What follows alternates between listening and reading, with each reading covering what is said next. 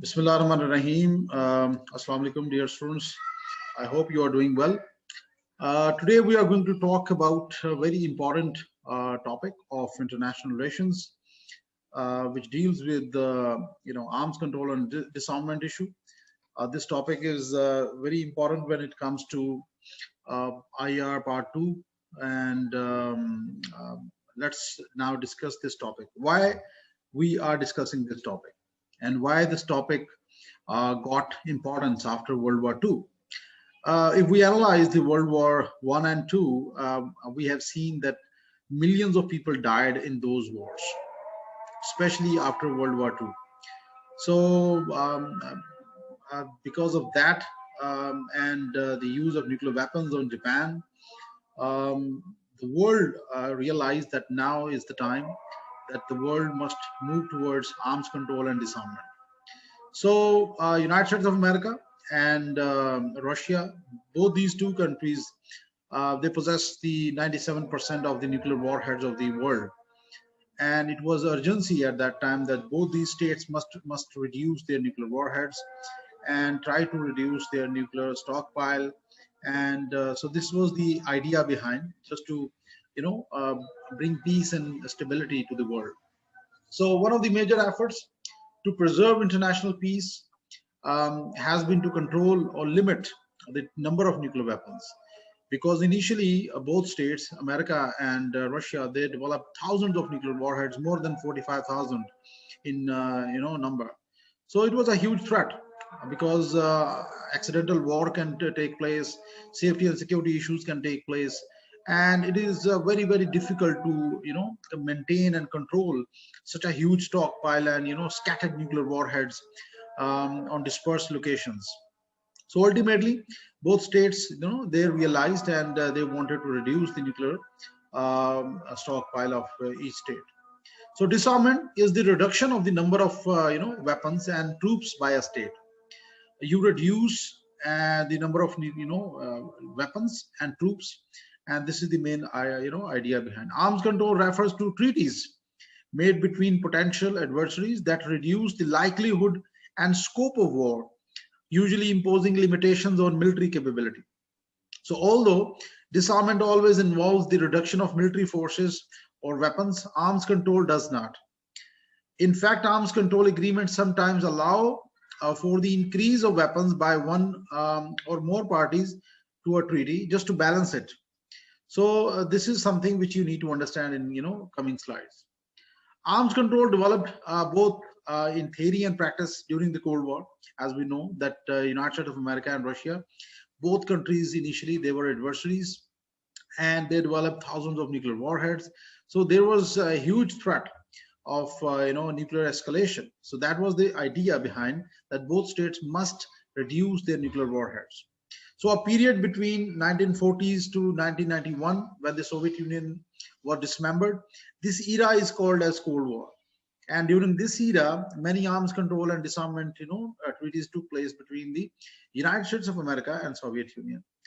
When the two military superpowers, the US and Soviet Union, dealt with one another from a position of mutual mistrust, and both states, they had huge distrust and mistrust, and they were up against each other, and they were involved in many proxy wars against each other, like Vietnam, Korean War, Afghanistan, and blah blah blah. Arms control was devised consciously during the post-war period as an alternative to disarmament, which for many had fallen into discredit as a means of reducing the likelihood of war. So idea was, let's reduce the number of warheads, and let's come to a point where both states can manage these nuclear warheads easily. So let's quickly analyze the brief background of arms control and disarmament.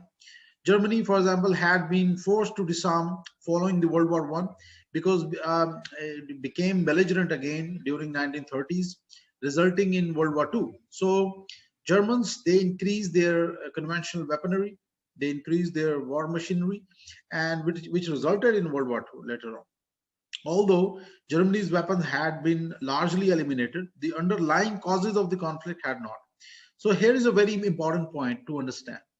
You can reduce the arms, but you have to reduce the reasons, the causes of the conflict. So today, India and Pakistan, if they try to reduce, their nuclear warheads, does not matter if they don't reduce their tensions, if they don't resolve their issues. So the issues between United States and Russia, they are still, there. Both countries are, under renewed Cold War. Both countries are at clash on many occasions. For example, they are involved against each other in Syria, in Iran, in Yemen, for example, in Afghanistan. They are against each other, and on many and many issues they are against each other. So this is the reason you need to understand that arms control and disarmament will not help if underlying issues are not resolved. So Germany's experience thus illustrated that no simple cause and effect relationship existed between the possession of weapons and tendency to create war.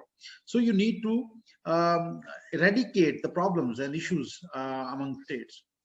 Following the World War II, advocates of arms control as a new approach to limiting hostility between nations emphasized that military weapons and power would continue to remain a part of modern life, because you need to maintain weapons in order to protect yourself from aggressive adversaries.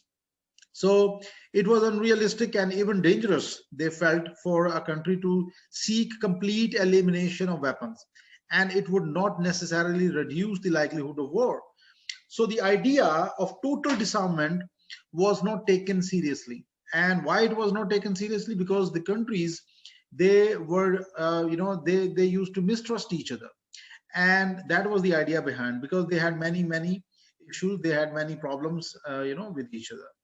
So the world saw huge destruction after World War II, and that was the major cause that countries decided to go for arms control and disarmament later on. Disarmament had formerly been seen as an alternative to military strength. Arms control was now viewed as an integral part of it. So arms control proponents sought to create a stable balance of power. In this way, you are going to, maintain balance. A country, for example, A possesses about 20,000 warheads, and the country B possesses about 10,000 warheads. So you are going to, ask the country A to reduce their nuclear warheads to 10,000. So in order to maintain balance. So this is the idea behind arms control.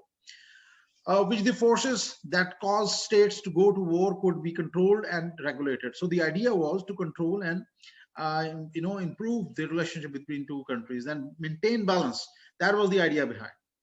The emphasis in arms control is thus upon overall stability rather than elimination of arms. So you need to understand this. Arms control किस पे focus कर रहा है? Overall stability पे focus कर रहा है. So one country is not increasing, their warheads. अगर वो increase करेगी, तो it would be a security dilemma for other state. Other state would feel uneasy. So that is the idea behind. The idea behind arms control is overall stability, strategic stability. Then elimination of arms. They are not asking you to eliminate the arms. And proponents recognize that an increase in weaponry is sometimes required to preserve a balance of power.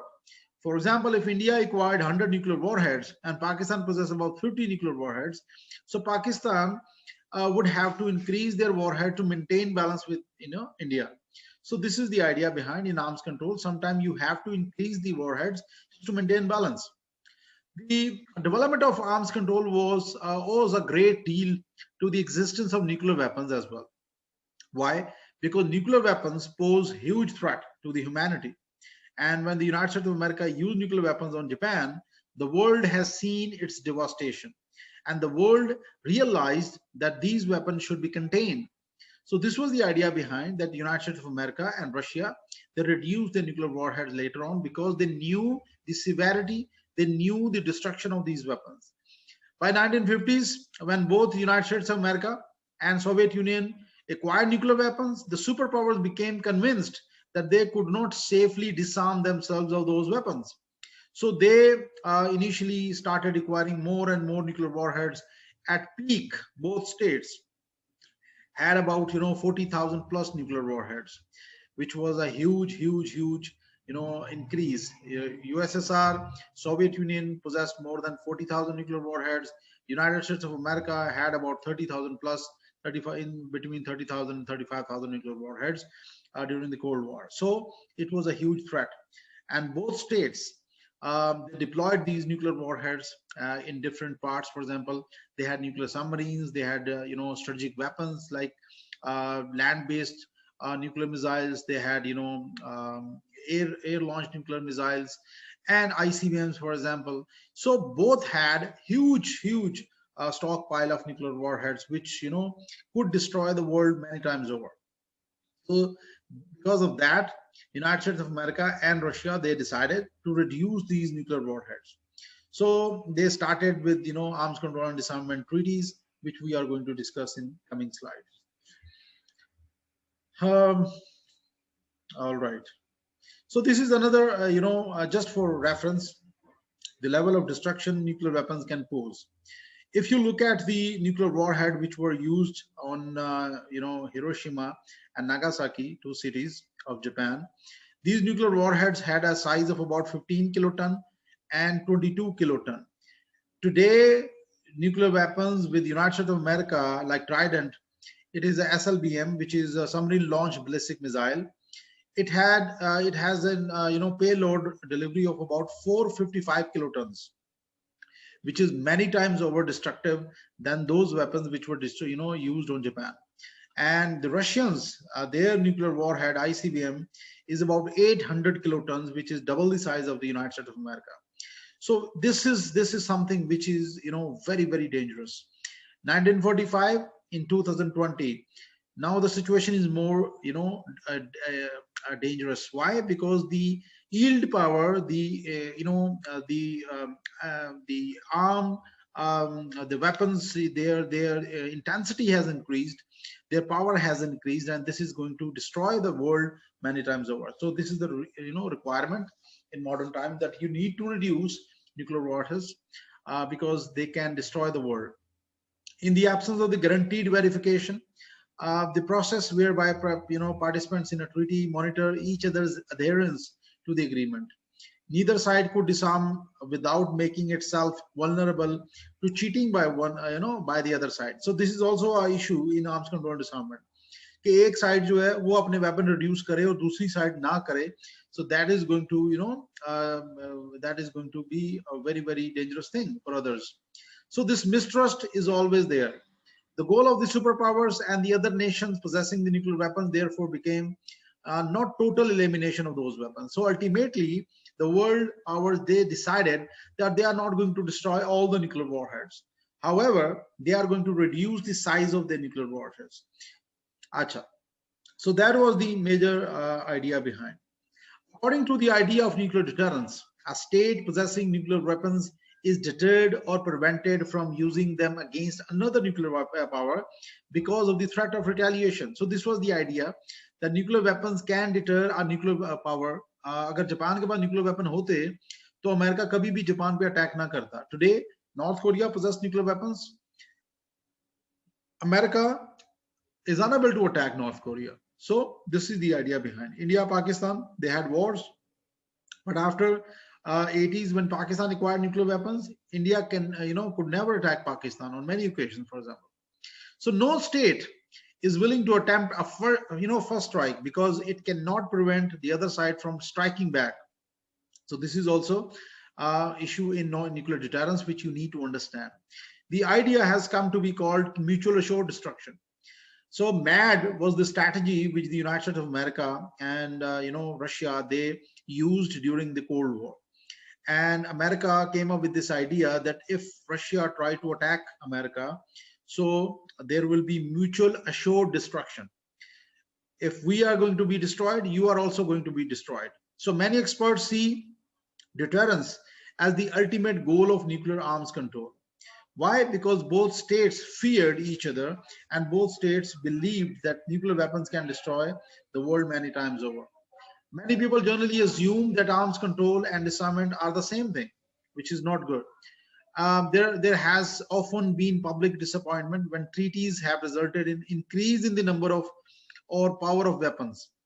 An advantage of arms control over disarmament, however, is that even states with a high degree of suspicion or hostilities towards each other can still negotiate an agreement. So this is something which is very good. Russia and America both had many issues. They never trusted each other, but they still negotiated many arms control treaties like ABM, like START 1, START 2, and many others. So disarmament agreements, for example, disarmament agreements on the other hand require a high degree of trust, because you are going to eliminate your warheads. Totally, you are eliminating your warheads. So you need to have huge trust on other side. For example, Kazakhstan totally eliminated their nuclear warheads after World War II, after the Cold War. Why? Because Kazakhstan trusted the US, because Kazakhstan trusted the Chinese, because Kazakhstan trusted their neighbor Russia.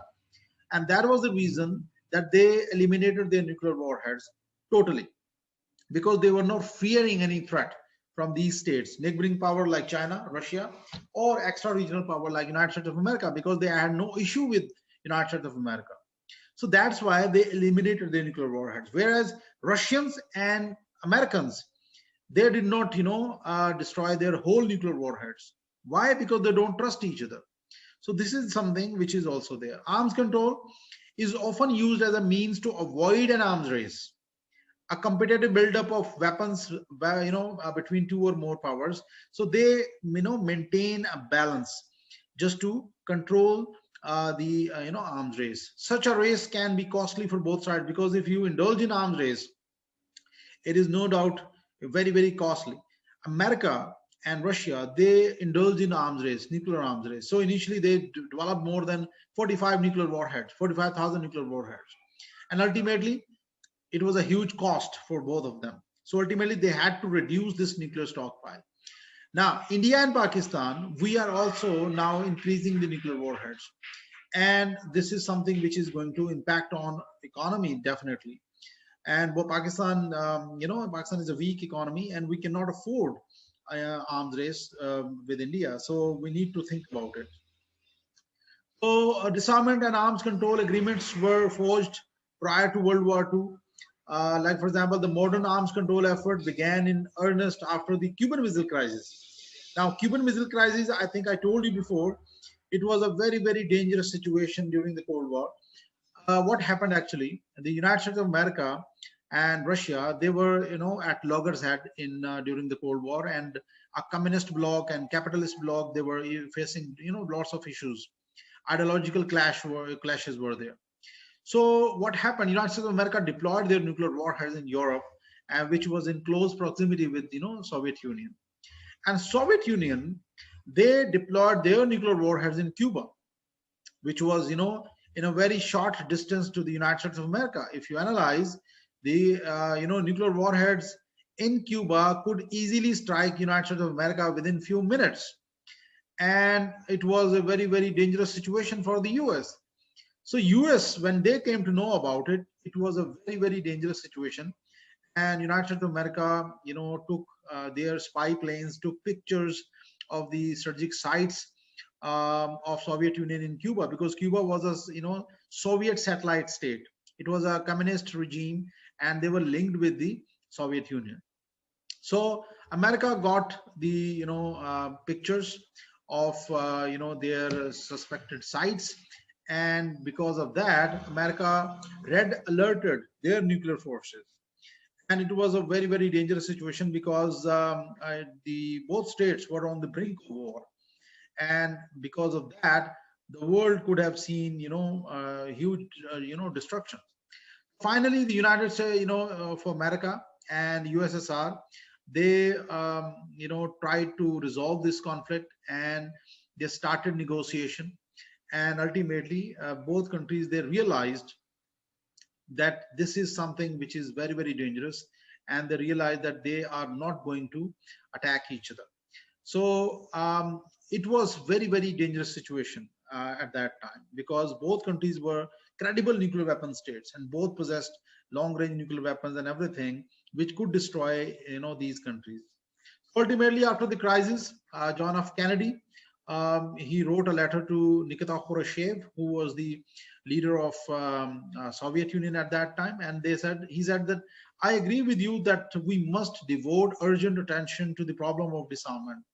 Perhaps we can together make real progress in this vital field. So the need to reduce the likelihood of war, nuclear war, it was very much there. And both countries wanted to reduce, but because of the mistrust, they could not. Now, if you analyze how many nuclear tests have taken place so far, just take, United States of America. It has conducted more than 1,000 nuclear tests. Soviet Union have tested, about 715 nuclear tests. And then you've got France with 200, UK with 45, India and Pakistan, for example, six, and DPRK, North Korea has tested about 5 nuclear tests. So this is how these countries have carried out, nuclear tests. Now let's quickly look at the arms control treaties, which took place soon after, during the Cold War.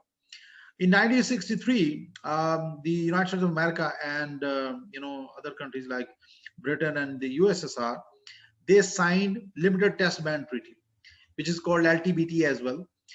It was an agreement that prohibited nuclear test explosions in atmosphere, space, or underwater, which was signed in 1963 by the United States, Britain, and USSR.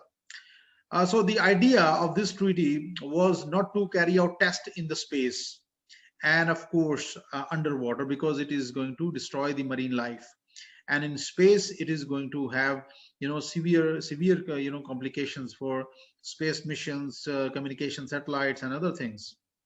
In 1972, Biological Weapons Convention that banned and eliminated the existing stockpile was signed. And this was a very important step, because the biological weapons also posed huge threat. In 1972, convention was the first and only example since 1945 of true disarmament of an entire weapons category. So these countries, they totally eliminated biological weapons in 1972. So this was a huge step at that time, and biological weapons were eliminated with these countries. Nevertheless, in 1974, the superpowers signed the Threshold Test Ban Treaty. Threshold Test Ban Treaty, it limits nuclear tests to explosive yields of about, less than 150 kilotons. And this was the idea that you're not going to carry out test of, more than 150 kilotons. So this is the reason that it is called Threshold Test Ban Treaty. But this treaty did not prevent the superpowers from developing nuclear weapons, warheads with power exceeding 150 kilotons. For example, warheads on the Soviet SS-17 missile possess as much as 3.6 megaton capacity. 1 megaton is equal to 1 million tons of TNT, and it was a huge capability than 150 kilotons. So such type of weapons, it seriously impeded efforts for arms control and disarmament. Now, if you look at this missile, this is RS-28 Sarmat missile, 2 times as powerful as the Hiroshima bomb. The bomb which was used in Hiroshima, Nagasaki, this bomb is 2,000 more powerful than that bomb. So imagine that it could destroy almost a country, for example.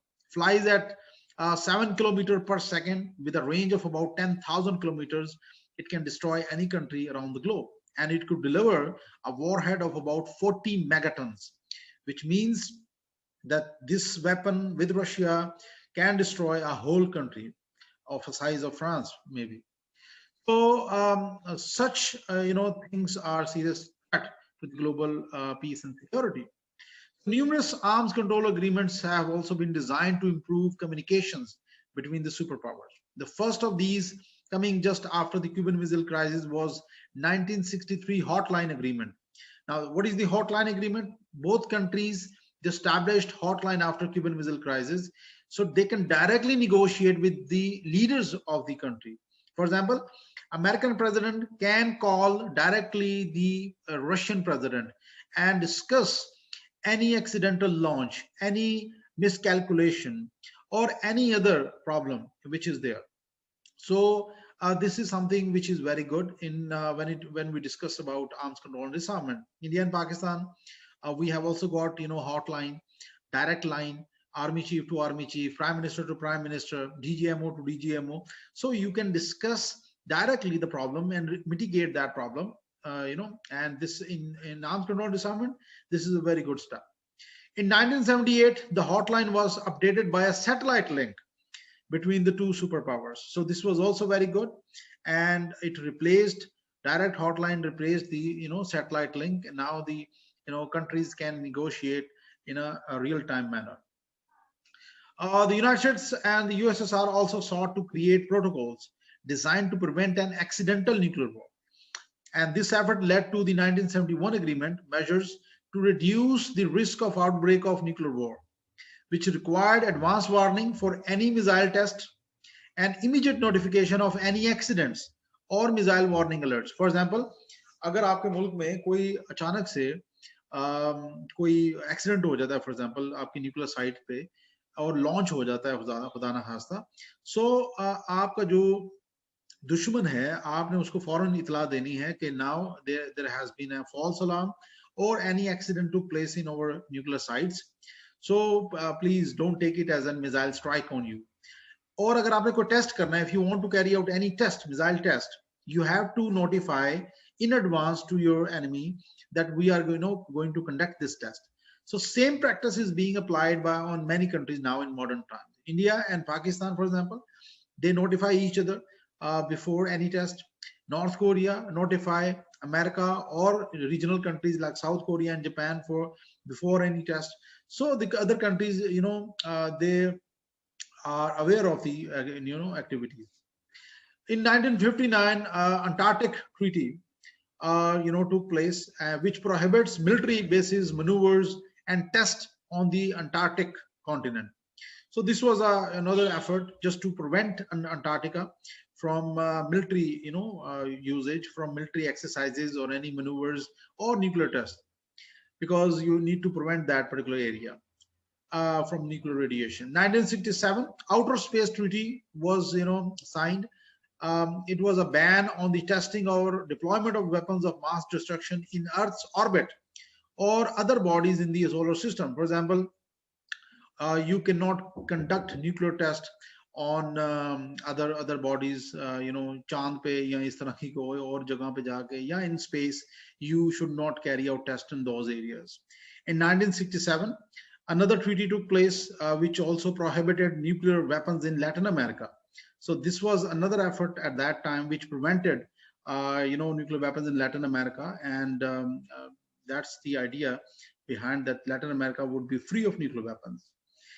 And the highly celebrated arms control agreement is the 1968 Treaty on the Nuclear Non-Proliferation Weapons, NPT जिसे कहते हैं, or NPT, Nuclear Proliferation Treaty, designed to prevent the spread of nuclear weapons to other countries.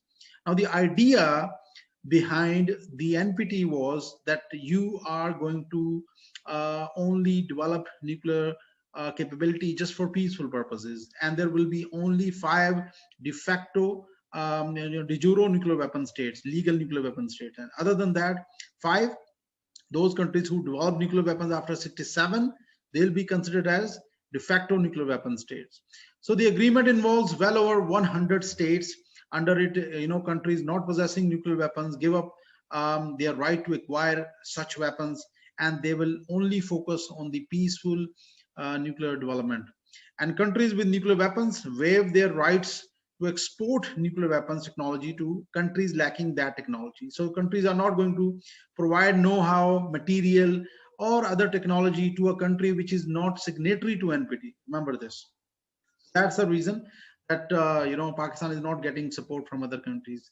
But India is getting support right now because India is also not signatory to NPT, but India is getting support from NSG, Nuclear Suppliers Group. The reason behind that, India is a $2.8 trillion economy. It's a big market for the other countries. So the major powers, they change their laws, and now they are negotiating with India, and they are also supplying nuclear material for peaceful purposes to India. And now India is using their own civil material, nuclear material fuel for the military purposes. So this is something which is dichotomy at international level. but this is how international system works. It is totally biased, and it is totally based on personal selection. This is the reason that China is also giving nuclear technology to Pakistan, because no other country can challenge China now. Because if any country raised question on China, China can say that you are supplying nuclear know-how, material, and technology to India, which is also not related to NPT. So why you are criticizing me? So we can also provide, nuclear technology, know-how, material to Pakistan. So this is the reason that Pakistan is in close collaboration with China, and both countries are developing their nuclear stockpile, their nuclear capabilities. For example, Pakistan is, taking help from China to develop their civil nuclear